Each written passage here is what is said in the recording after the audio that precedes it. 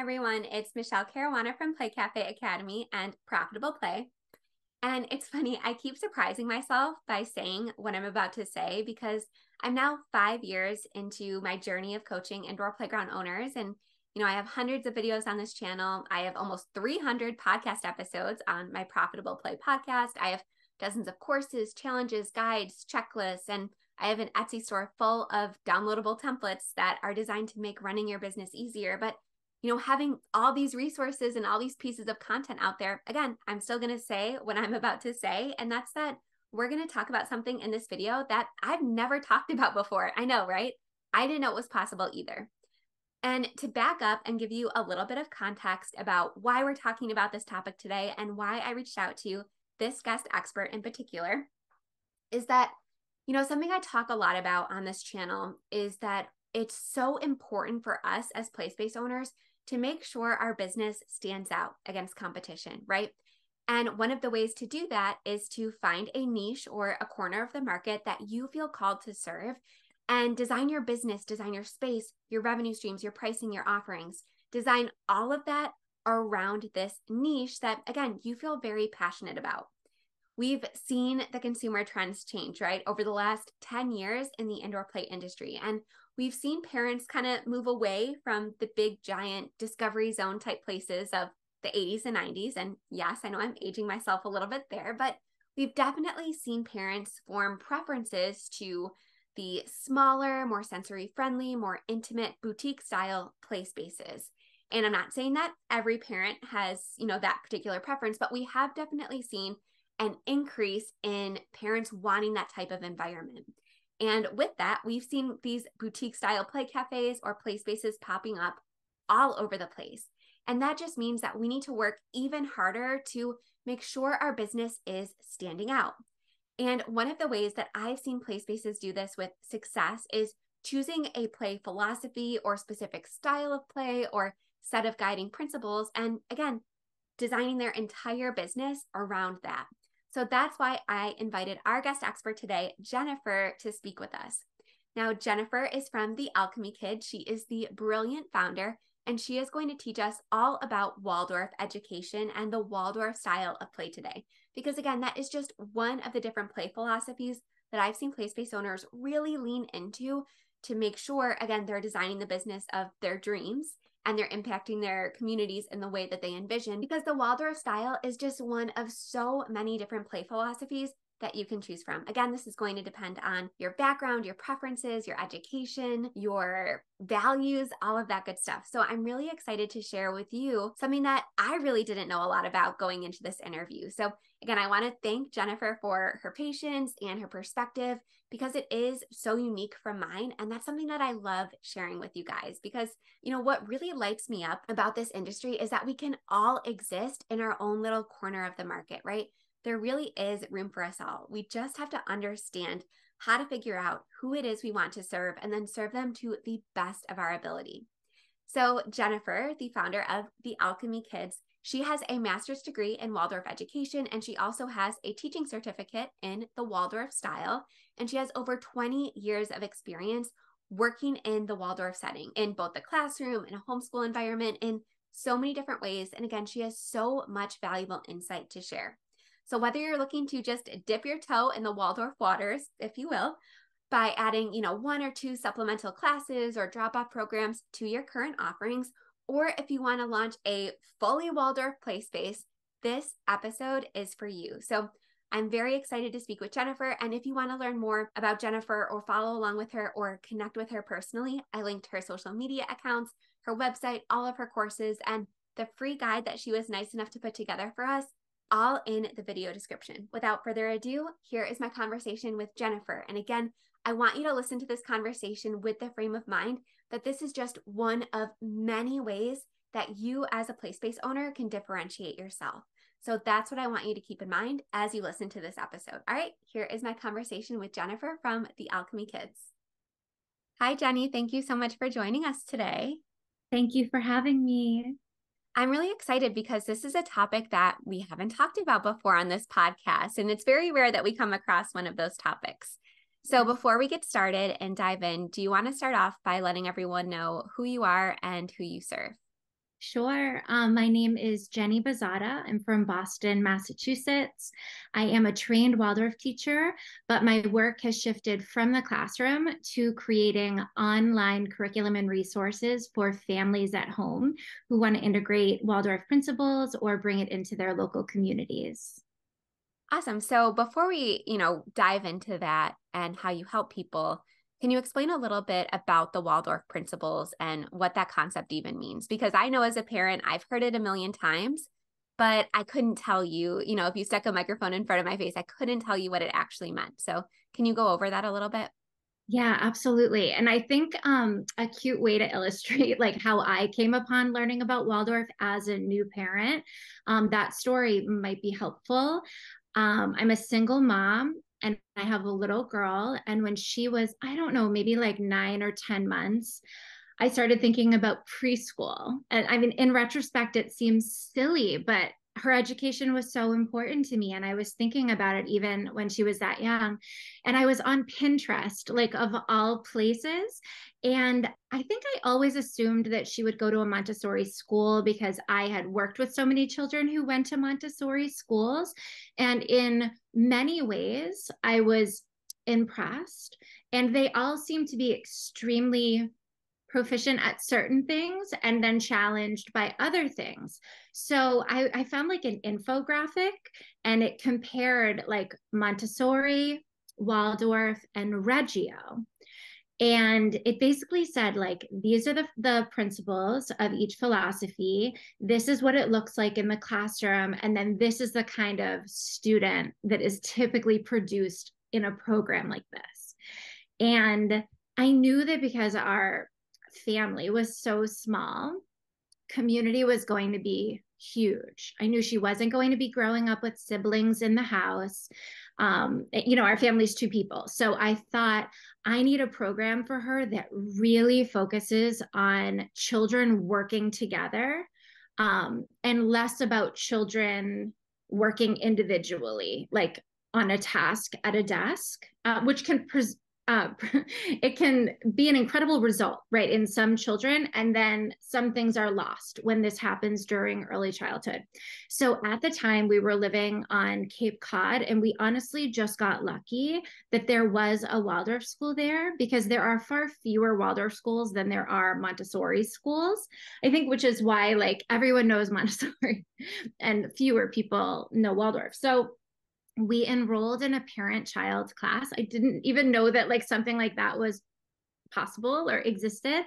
And we went in, and it was just like from the moment we walked in the room, I felt at home. I was a new mom, right? I already said single mom. Like it was also brand new. And I don't know if you can relate to this, but like at times it just kind of felt like what island have I landed on? Like I don't know what to do. Like it was so isolating, like that first year. And I needed community and I needed some kind of role model, I guess. And like we were really lucky. We had this incredibly veteran teacher, and the room was just, I mean, exquisite. Like the children crawl around like on the most plush sheepskins and rugs, and like all of the toys are wooden or like handmade. And so you basically felt okay with them like putting their mouths on things like as babies do. It just felt so warm. And then we all would share a community meal every single class. And then before the community meal, the parents would talk about what they were going through. We would study an article, we would read a book together about being new parents. And we would observe the children in play. So this was my first introduction to letting children truly be free, like not moving them around to different opportunities, but letting them be fully in their bodies, letting them fall and get hurt. That was big for me. As a new mom, I just didn't know. I didn't want her to get hurt, but I learned so much in that first parent-child class. And then we kept going. And what I learned early on about Waldorf, this was before my training, I was just so new, was that there was a great emphasis on the natural world. So even though we were in a classroom, we had to walk through the playground to come in. Like the older children would be outside raking and sweeping and gardening and working. And, my baby was so little. So it was just sort of like, oh, wow, that's different. I've never seen that at a school. But then, kind of growing with my daughter in these parent child classes, it was very obvious that the ethos was different than any other school that I had known. Um, and yeah, it just kind of felt like this is a framework that I identify, like my family values feel in line with this framework. And I think this could be a really healthy opportunity for her to develop, like physically, cognitively, like spiritually, all of the ways. So Awesome. So just a couple questions because that's a really yeah. cool story.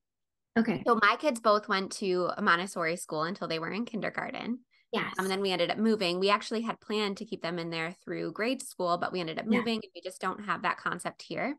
And it does sound a little bit similar, but can you talk a little bit about the key difference between maybe a Montessori environment versus a Waldorf environment? Yeah, and I actually feel like I can talk about this because so we have an indoor play space like 3 minutes away, and it's Montessori, and they opened a preschool during COVID. So my daughter was home for 2 years during COVID. And I say that like I homeschooled. I mean, I did on a certain level. By that point, I was like fully trained. I'm not a big proponent of like formal academics young, but she went to the Montessori 2 days a week.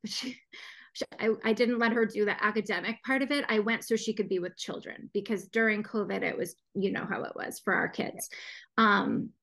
So I got to see a lot of what they were doing. And I think I can't speak to the Montessori philosophy really eloquently. I feel that I would be ignorant to do that. So what I've just seen and what I saw my daughter in, the way that it's different is there's definitely like benchmarks that the kids are moving towards in Montessori. The thing I love about Montessori is that it's very hands-on. Like I think they do this so well, and some of their manipulatives are so amazing. So I see that like the little ones, 3 years old, like they're already starting to work with numbers and letters and things like that. So we don't do that in Waldorf until first grade. So like if I just took you through quickly like what a kindergarten day looks like in Waldorf school, Sure. it's all about rhythm. So that's like one of the main tenets of Waldorf education. So we follow a daily rhythm, weekly, monthly, yearly, and then seasonally we follow the seasons. Sort of in celebration, like we make a seasonal nature table for every season, which I don't think is very different. I think you could do that in Montessori, and you do. But what we do with the children is they are in free play for most of the day with open-ended toys. And the times that they're not in free play, it would look like a short circle time where we come together and we sing and we move our bodies. And a big thing in Waldorf is that the children need to meet each other, like visually. So they need to be looking at each other and connected at least once, right, in the day. But we do it more than that because at meals, we all do a shared meal together around a table where we face each other and we bless the meal. It's not religious. I mean, maybe some people do it that way, but traditionally it is not. I lead the children in a song about a fire fairy. So we light a match, and it's this real like this moment of reverence. The children are gazing at the flame, we're blessing the meal, and then we all eat together. And it's a really nice contrast to how free they are all day. Like, they're climbing trees and they're digging holes and they're building forts. And then we call it like an in breath and an out breath. So the free play is the out breath but then we come together in these in-breaths. So that would be circle time, that would be a meal, that might be a little bit of handwork, that could be some watercolor painting, just where the children are more focused and they really have to like hold their will has to be really strong. And then we let them let it out in free play. So it's this really, really nice in and out where the children are not like exhausted by the end of the day. And yeah, so I mean, I think a lot of that happens in Montessori. I think just also more academics than we bring. We do academics very loosely with measurement, like we're doing a lot of cooking and baking with the children. We're stacking blocks to create forts, and occasionally numbers will be mentioned, but like it's very like organic and just kind of it's child led. So we don't have a set curriculum really. We let the children be the curriculum. I think, which is similar to Reggio. And then that's really nice because it's flexible. You're going to have a different set of students every year if you're a classroom teacher, and we have to work with the children before us. So there's a lot of space for differentiation and just meeting the children where they're at. Awesome. So kind of along that same path, something that you said that I kind of mentally noted was that the Waldorf principles really mimic the natural world. So when it comes to designing a Waldorf classroom, are there any kind of must-haves or staples that you see in most places? Because again, my kids went to a Montessori school, so they had some consistencies between each classroom, right? In Montessori, they have the works and they have the manipulatives that you mentioned. Is there anything like that in Waldorf that's kind of the, again, the must-have for the space, for that philosophy to be effective? Yeah, I'm glad that you asked about that because in my own personal work, I talk about this a lot. There is a very distinct aesthetic. So the aesthetic is like the walls are painted in this very specific technique where the colors sort of like blend into each other. You wouldn't ever see black in or primary colors in the early childhood classroom. So there would be like really soft pastel colors. So probably like one or two very softly painted and blended colors on the wall, rugs, and then rugs upon rugs, because when we have our baby classes, we need to just really make sure they're supported because we start our baby classes at 3 months. So, there's a lot of tummy time. So we're just like very conscious of the space. The toys are wood. The furniture is wood. The toys are their hand sewn dolls. The teachers sew the dolls. Something that we're kind of like known for, but like also like kind of teased about. Our dolls don't have faces. So like they're just blank. And the philosophy behind that is like Barbie's always happy. So like it's hard to put Barbie in like a sad scenario when you're acting. But again, it's like it's these open-ended toys where like the baby could be experiencing all of these different feelings and like it registers, especially like with little kids who are like learning about facial expressions and body language and like trying to, because this is like early empathy, just being able to like identify feelings. We really let the kids like be in freedom with all of this. So if they tell us that their doll is sad, like we're all in that story and like helping the child work through what the doll is going through. So it's really like it's a play object. I think I would call these things less toys. They're open-ended play objects. The other incredible thing is that like, because we don't require a ton of stuff, I think it's easier to duplicate. Like I always say, like, give me like a bag of apples, like a few cutting boards and knives, and like we could open the doors today because it's just so simple. Like we don't need robotics, we don't need iPads, like it's very simple. And like the children are using open-ended objects also from outside, like seashells and rocks. Like the rock can be a telephone, like the rock, depending on the shape of the rock, like they could be pancakes. It's incredible to see the children work with these open-ended objects because like, so we have these really big wooden blocks And one day they create a pirate ship and the children are fully immersed, right, in this water world. And then the next day it's like a lemonade stand and the children are having like a brand new experience with these objects that are just blocks, but the children are projecting their own imaginations. And we do a lot of like play therapy without calling it play therapy. And the open-ended toys are so incredible for this because we're just really helping them live into like the feelings and the experiences. And like, I look at the toys we grew up with, or I think we're like roughly the same age, like the Fisher Price toys, like they were clear. It was clearly a phone. Like, there are not many other ways to interpret because it was so detailed with like the stickers. I think our children are having like just so much more of a free experience where they can work with their emotions through their play in a way that's just so healthy for their development.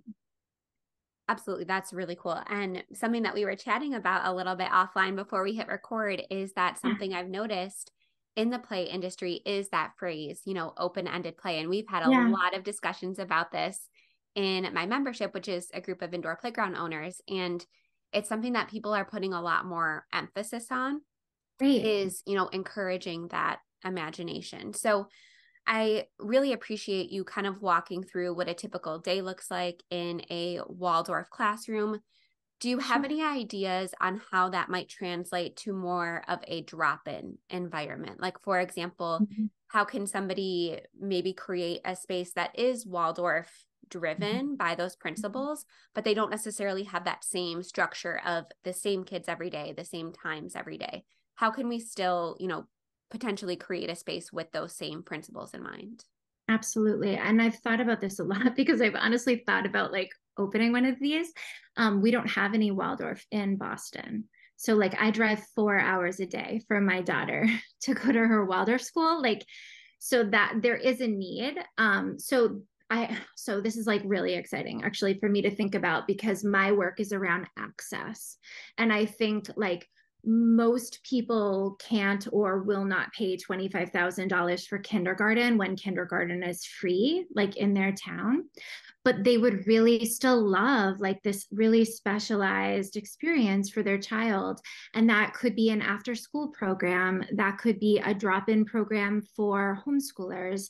That could be birthday parties and events. And also we do a lot of like seasonal festival celebrations. So world festivals, seasonal festivals, things like that. We do these like very incredible lantern walks where the children all make their own lantern and then walk through the woods like in complete silence with lit lanterns. And it's this really, really like profound experience for them. There's no reason why, we couldn't have community events at a drop-in center.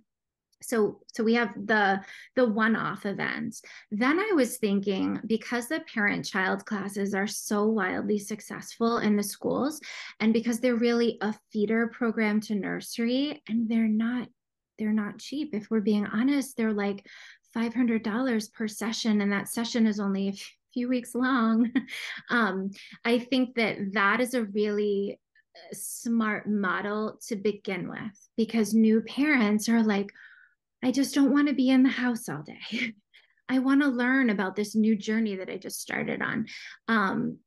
So I love the idea of parent-child classes. But then when you bring new moms into the fold, you have the opportunity for like lactation to come in and like all of these other mom-focused groups to meet. So you can also obviously be renting out space and off hours for like-minded organizations.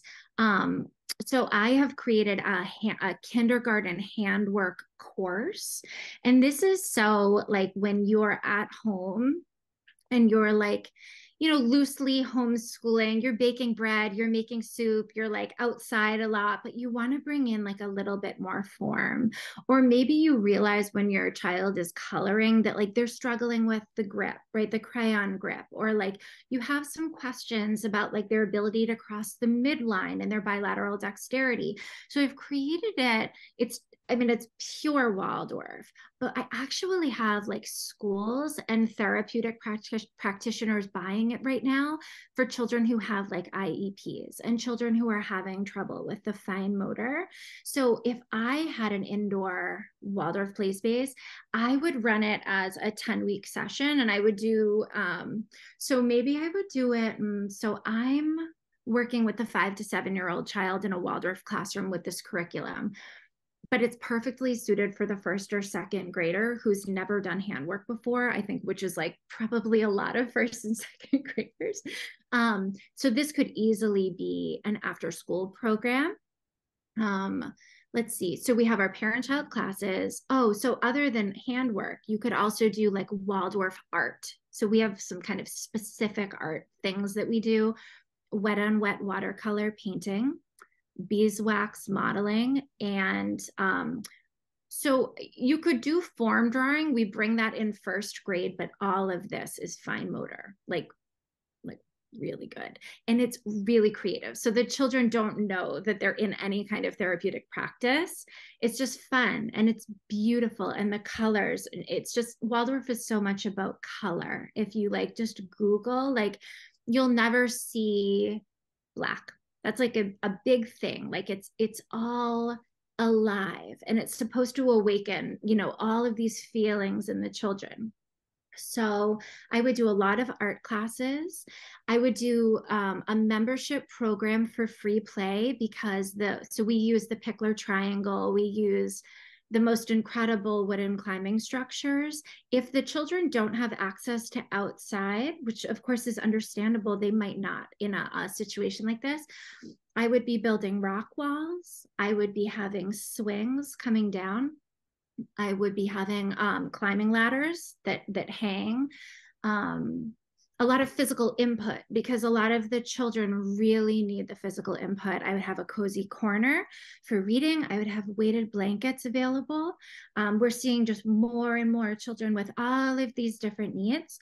And we want to be able to meet all of these different children. I think a huge misconception with Waldorf is like, oh, it's only for a specific kind of child. Because on like the internet, you see these like very quiet, reserved children, like quietly kneading dough at a table. Like that is not what our classrooms look like at all. People have actually said to me, like, I've never seen more poorly behaved, just like little children. And I do agree, like we truly let these kids be who they are and they're developing. I mean, like we don't distract them with a toy when something is happening. We sit down with them and we hold space and we allow them to explore it. And yeah, there's hitting sometimes and there's kicking and throwing, and like they're children. And I think people like look at Waldorf sometimes and they're like, oh, well, that's not me. Like I can't do that. Like my kid could never sit still. We have plenty of little boys who can't sit still. We have little girls who can't sit still. Like we've seen it all. Once, if you've been in the classroom, like children are children anywhere you go. Montessori, Waldorf, public school, like they're kids. And we just have to create the environment that supports all of the different sensory things that they might be dealing with. I love that. And yeah, my son definitely struggled with some of the structure in the Montessori school. I think from what it sounds like, it was a bit more structured. And there was a lot more expectations even in the younger classroom. So it's really cool to hear a different philosophy. And I love what you mentioned about the potential of having, these parent-child classes, these one-off classes, these seasonal events and workshops, because if I had to guess, I would assume that a lot of the people that are in your daughter's Waldorf school probably found the Waldorf principles and the philosophy in a similar way, right? By attending one of these classes or by looking up online or just by dabbling in it and realizing that, it's something that that's values really align with their own. So I love the opportunity to kind of allow people to dip their toe in the water without having to make like the full investment commitment. My child is going to go to a Waldorf school. So I love that idea of kind of introducing people to the concepts and the philosophies. And something that we talk a lot about on my podcast is that, you don't have to pigeonhole yourself when it comes to business model. So you can have these one-off classes. You can also add a preschool like the one local to you Yes. did. You can Yes. have, these one-off classes as introductory options that feeds into kind of a more structured long-term program. So I love how you mentioned that all of these different things can work together to really help, again, introduce the Waldorf principles, whether somebody is just getting started or whether somebody is fully committed. And thank you so much. Like, I agree with everything that you just said. And I wish that I had like invented these parent child classes. I don't think anybody did it with like great strategy. I think that they started because there was a need, because there were community members with new babies that needed support. But they truly are a feeder to the program, to the early childhood program. And the way that I would, like if ideally I could create this program today, it would be we start with the drop-in, with the membership, with I guess, yeah, that they could probably, is that how you do it? Like with a larger membership tier, you can be involved in everything, and then it's tiered from there. Like, so I would definitely do that, but I would have the kids age out of parent child with a classroom to go right into.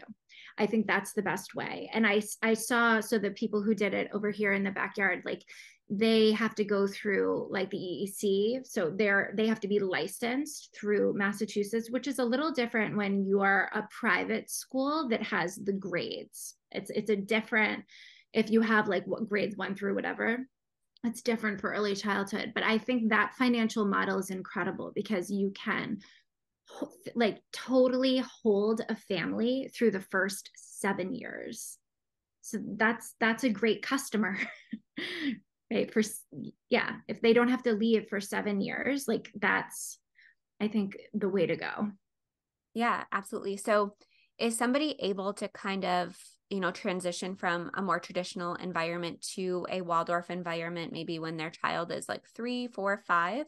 Or is it something that you really try to encourage from, essentially the 3-month-old that you mentioned is when you start your classes? Is it possible, I guess is what I'm asking, for somebody to choose Waldorf in the middle of their child's education? Well, of course, because we have children who transfer into the grades, in 5th grade, or we just had 2 new 2nd graders in our class this year. Yeah, we don't, I would never say it's too late with most things, but especially with children. Children are so plastic, right? They're so flexible. And to go into a potentially more nurturing environment is probably easier than going into like a rigorous academic experience. We truly meet the children where they're at. And I know, I mean, my daughter's older, she's in 2nd grade, but I even see like her teacher's incredible, and the differentiation that is happening within that classroom to meet children at different levels of reading and math, it is incredible. And it's, I think, the benefit of having a smaller school, a smaller ratio, it's easier in that way, I think. Now, are we going to say like the child who went through early childhood in Waldorf, did they have an easier time in the grades? So maybe, although like their nervous systems are more developed by the time they're in the grades, right? So there's like, there have been very few children who I've met in the world who have said like they could never go to a Waldorf school. Very few. It's more the parents that I would meet the parents and say, this might not be the right place. Because maybe they are looking for really aggressive math early on or something like that. It isn't going to be for everyone. But when we're talking about early childhood, I think that things like the more research that gets published, I think, on the benefits of children not being on screens, on being together, especially after COVID, because they missed so much with the masks. And we're seeing so much of that in some of the children. It's very clear a lot of children didn't have the early childhood that they deserved. So I actually think that now is the best time, especially after COVID, that there ever has been for Waldorf to really scale. I think the barrier is more people need to talk about it. in a really down to earth way, in the way that we are, because when you see it on the internet, it just doesn't feel accessible. Absolutely. And kind of a logistics question that kind of goes Yeah. along with that. If somebody was interested, maybe they're in the planning phase of opening a space and they're interested in exploring the Waldorf philosophy, Yeah. are there any, accreditations they have to go through to call themselves a Waldorf space or a Waldorf-inspired space? Or is there any Mhm. sort of like process that they would have to go through to get, again, certified or something like that?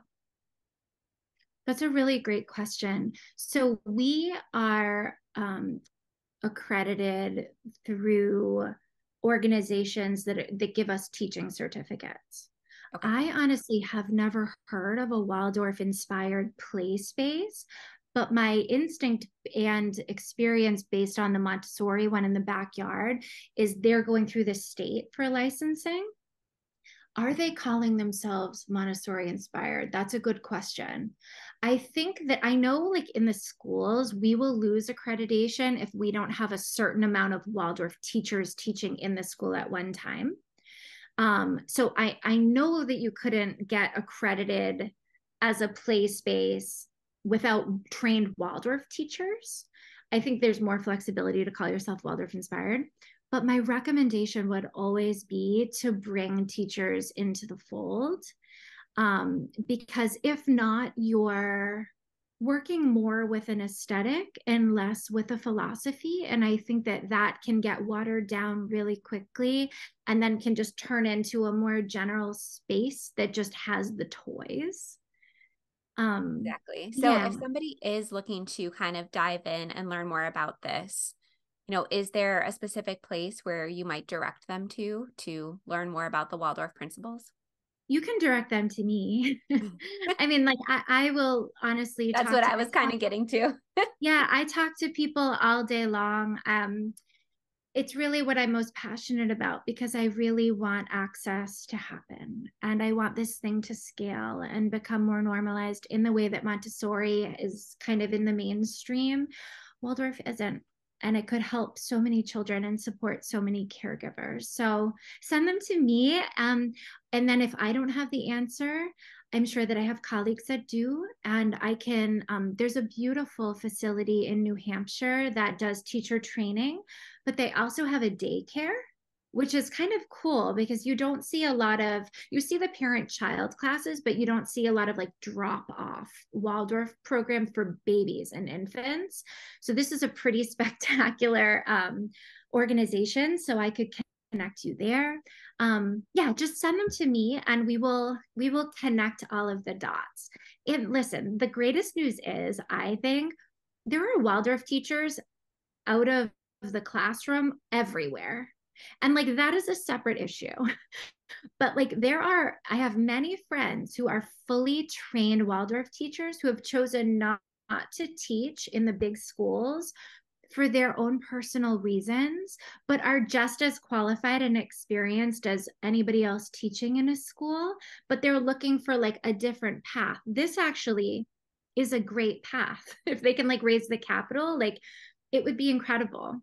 Yeah, so can you mention a little bit about why you might think this philosophy can thrive in a smaller space outside of the larger schools and programs? Yes. So we're seeing Waldorf schools all over the world. We're seeing Waldorf schools in complete poverty. Like there's a Waldorf school, I think it's in South America, that is on a legit, it's on a dump. So extreme poverty. There is nothing about the pedagogy that says it needs to be in a big brick building with 8 grades, right? So because I guess when the kids get older, there's more of a curriculum framework that the teachers follow. Like they have a lot more autonomy, I think, than most teachers. But really, like Waldorf is about how you see the child. And there's a spiritual component to Waldorf without being religious, and it's not advertised in the school, although I think you feel it. I think you feel it when you are actually in it. So because of that, I mean, it's so easy to Waldorf homeschool. It's so easy to create pods, little micro schools. Like it's so flexible because we're just looking at the children before us, working from a set of indications. And yeah, like I would never say like if you have all plastic toys, you can't be Waldorf. Of course you can be, because it's how we see the children and it's how we interact and experience the world with them. So money should never be a barrier.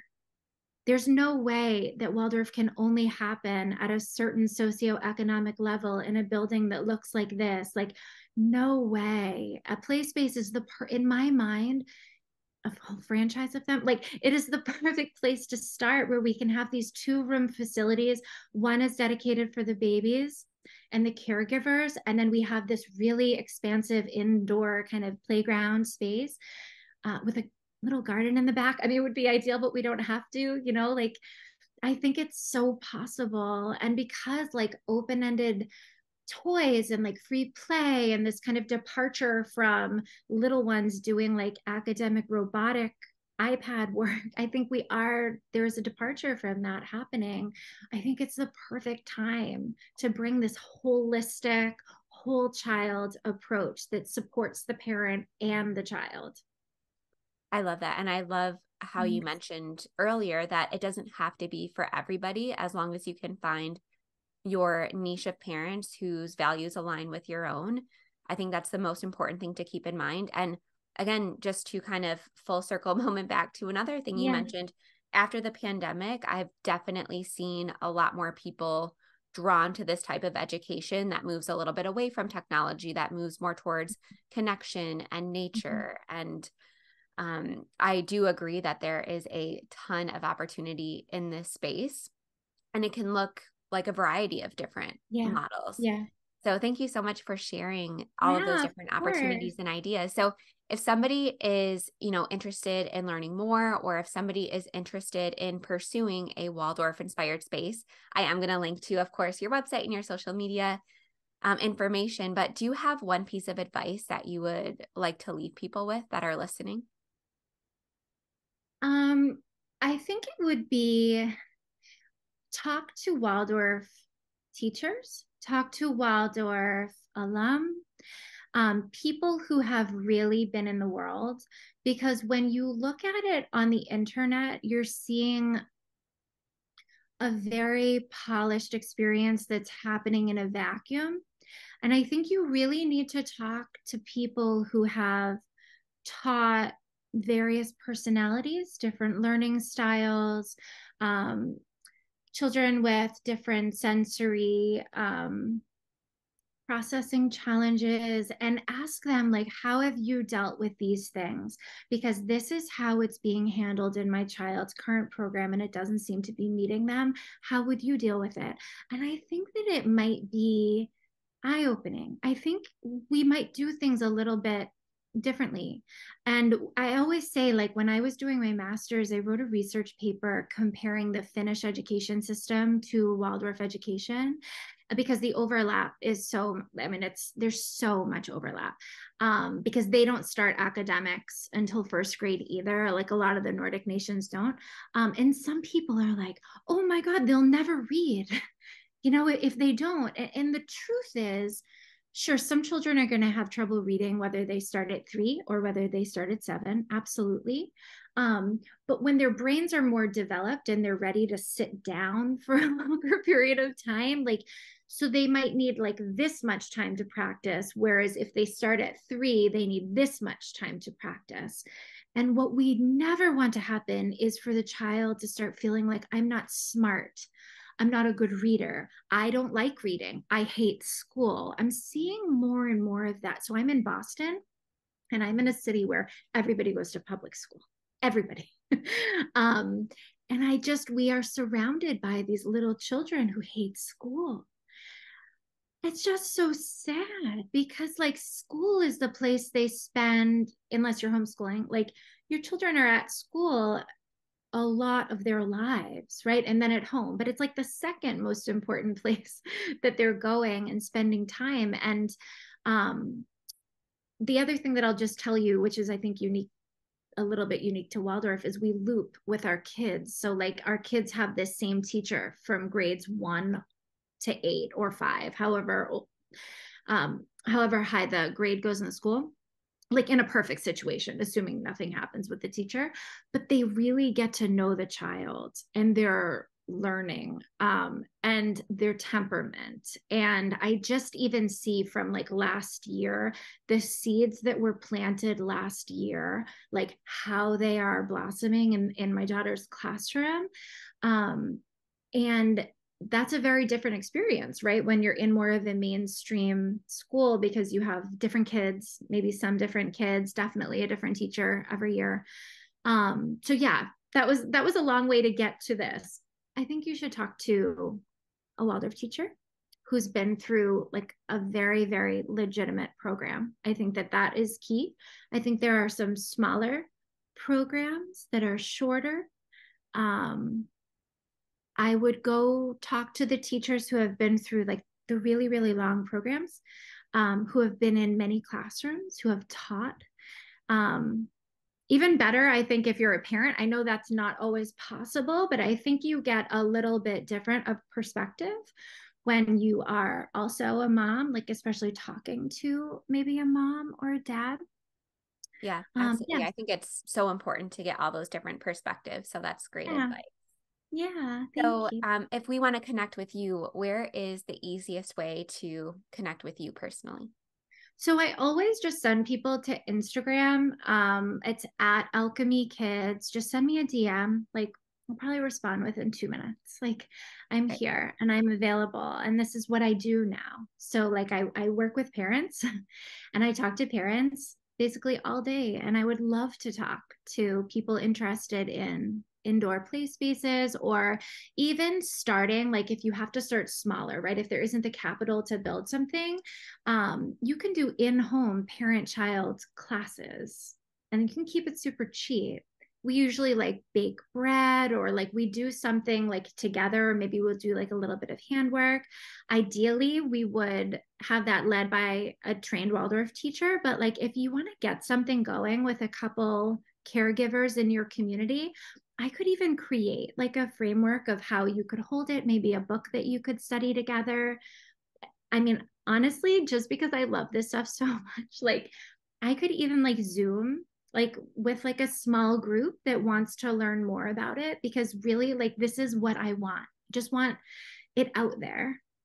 Absolutely. Well, we'll have to talk more about that with Yeah, I would my love membership to. with my current owners, because I Yeah, know a lot of them are looking to kind of take advantage of these opportunities that you mentioned and offer something different to yeah, parents and families that is not readily available. As you mentioned, there's yes, a lot of areas that aren't exposed to Waldorf education. And I think a yeah, lot of people share that same intent of increasing access. So I will yes. definitely link your Instagram profile. Thank And you. I Thank really you. appreciate having this conversation with me today.